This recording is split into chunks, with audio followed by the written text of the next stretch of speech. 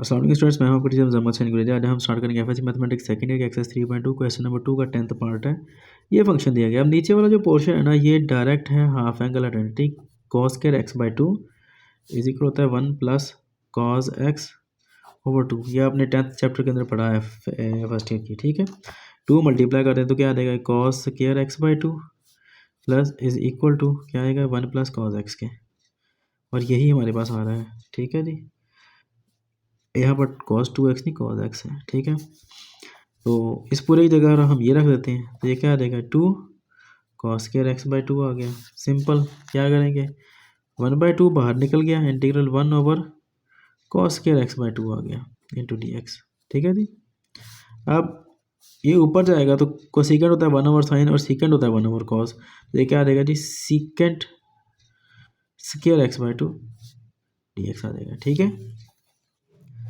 Secant square का formula direct हमें पता है मौजूद है, और वो क्या है, वो है tan x by two whole divide by, अब यहाँ पर जो चीज़ नंबर में आ रही है मल्टीप्लाई हो रही है उसकी उसी एंगल को हम यहाँ पर लिख लेते हैं, उसी नंबर को, ठीक है, प्लस सी। अब ये ऊपर चला जाएगा तो ये 1/2 पर जाकर क्या देगा 2, ये वाला 1/2 एज इट इज़ ही है, ये मल्टीप्लाई हो रहा है दोनों आपस में, तो tan x by two plus c, ये दोनों कट गए, पीछे आंसर क्या बचता है tan x by two plus c. उम्मीद है कि आपको समझ लगी होगी। अगर समझ ना लगे तो हम इसे कॉन्टैक्ट कर सकते हैं। अब शायद नेक्स्ट वीडियो में आपसे मिलता हूं, तो अपना ख्याल रखिए, मुझे तो हम याद रखें। अल्लाह हाफ़िज़।